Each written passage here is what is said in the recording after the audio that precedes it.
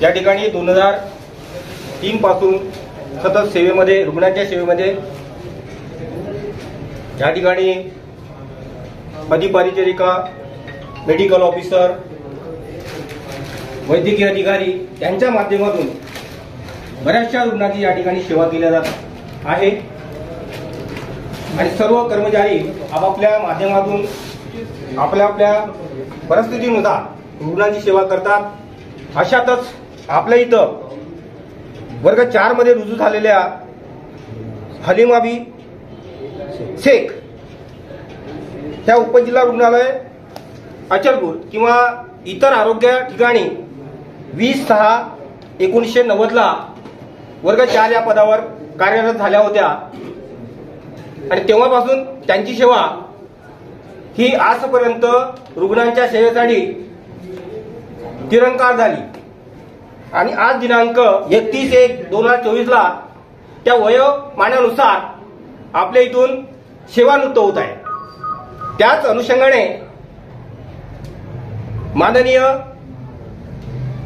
सुरेंद्रजी ढोले उपजिल्हा रुग्णालय वैद्यकीय अधीक्षक तसेच माननीय शिल्लेदार साहेब वैद्यकीय अधीक्षक श्री रुग्णालय अचलपूर यांच्या उपस्थितीमध्ये त्यांचा सत्कार या ठिकाणी सर्व कर्मचाऱ्यांच्या माध्यमातून या ठिकाणी घेण्यात येत आहे। म्हणून मी आजच्या कार्यक्रमाचे अध्यक्ष माननीय ढोले साहेब यांना मी अशी विनंती करतो की त्यांनी शेख हलीमाबी यांचं शाल व श्रीफळ देऊन तसेच पुष्पगुच्छ देऊन स्वागत करावे अशी मी यांना सर्व कर्मचाऱ्यांच्या वतीने विनंती करतो।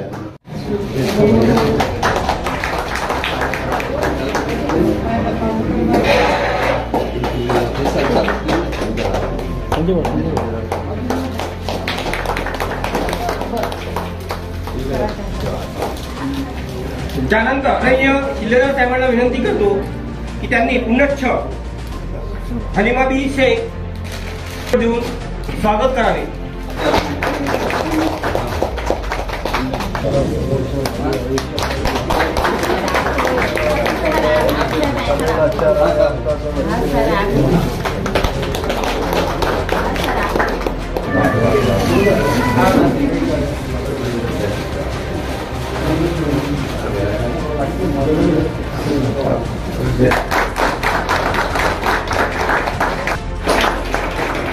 आज आपण इथं हलीमाबी यांच्या सेवा नियत वयोमानानुसार सेवानिवृत्त कार्यक्रमासाठी इथं हजर झालेलो आहे।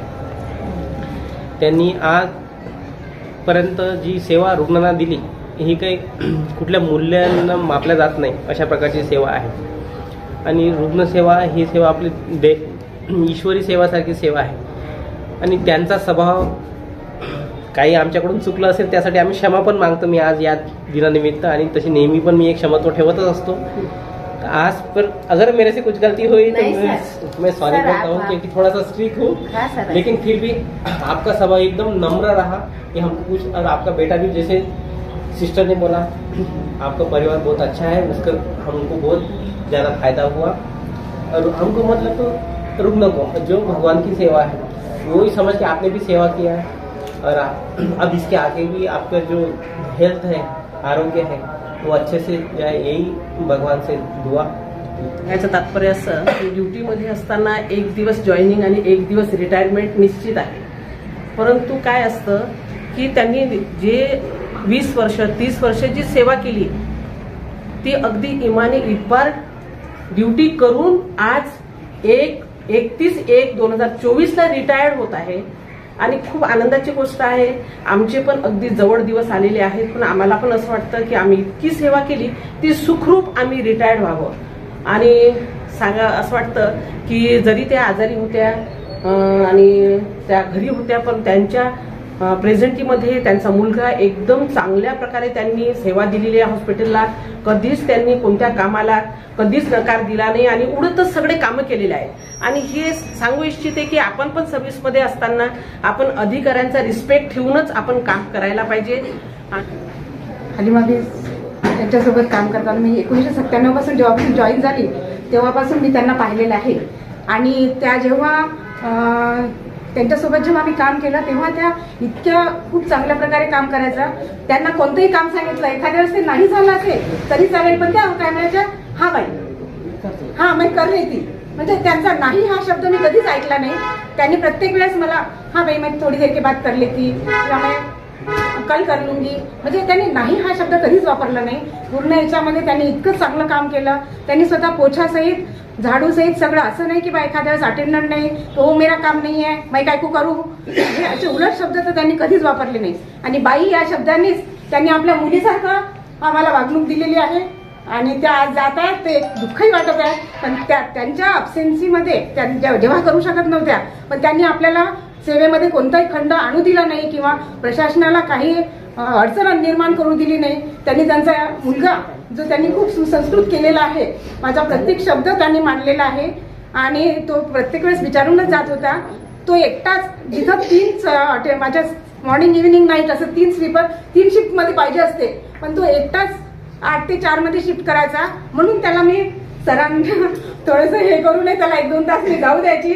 कारण तो जेव्हा म्हटलं, मी जेव्हाही फोन केला तर तो पटकन 15 ते 20 मिनिटात हजर राहायचा.